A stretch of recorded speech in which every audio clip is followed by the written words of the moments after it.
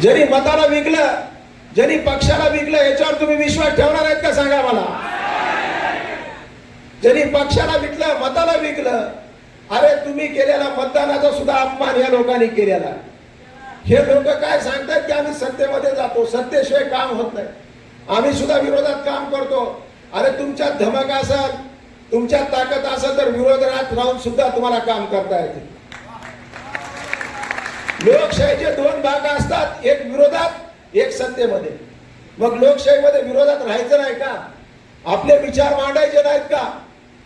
तुम्ही विचार सोडून पळून गेलेला आहात, तुम्ही स्वार्थासाठी पळून गेलेला आहात.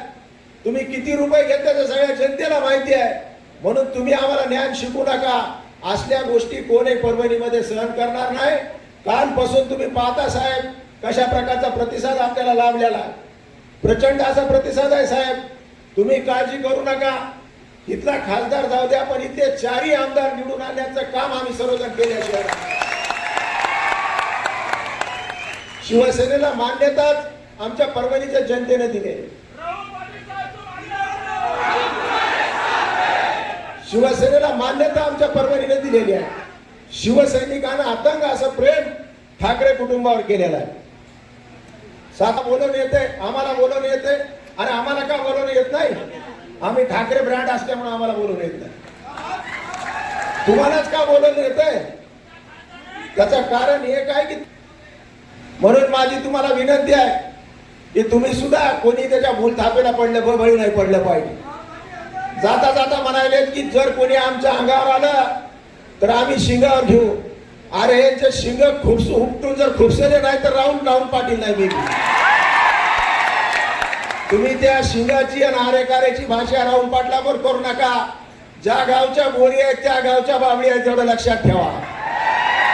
आणि सत्तेच्या ताकदीवर तुम्ही काही गोष्टी करू नका. आम्ही कधी सत्तेत येऊ त्यावेळेस दाखवू काय असते सत्ता ती. मग सत्तेमुळे कोणाला दाबायचं काम करत असता तर राहुल पाटील तुमच्या सर्वांच्या पाठीशी आहे. कोणाच्या अंगाला नाही, कोणाच्या केसाला सुद्धा धक्का लागणार नाही, जाहीरपणे तुम्हाला सांगतो. म्हणून ज्याला जायचं त्याला जाऊ द्या. आपण आपला पक्ष मोठा करू, आपले विचार मोठे करू. तुम्ही पाहिलं असेल केंद्र शासन किंवा राज्य शासन मध्ये हे काय विकास करणार आहेत. जे भ्रष्टाचारी आहेत तिथं मग जाऊन हे भ्रष्टाचार करणार. जिथं बेरोजगारी इतक्या मोठ्या प्रमाणात, महिलेवर अत्याचार होते. मी परवाच एका इथल्या रिटायर्ड आय एस अधिकाऱ्यावर बसलो होतो, जो की इथला चीफ सेक्रेटरी राहिलेले आहेत. ते म्हणले आमदार साहेब येणाऱ्या 6 महिन्यामध्ये महाराष्ट्राची अशी परिस्थिती होईल की इथल्या नोकराला सुद्धा, अधिकाऱ्याला सुद्धा पैसे द्यायला पैसे तिजोरीत नाही.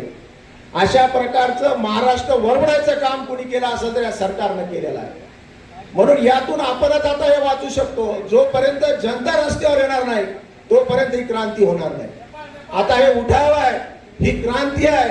ह्यांना आपण खाली जमिनीत गाडून त्याच्यावर आपला भगवा लागल्याशिवाय आपण आता शांत बसवायचं नाही.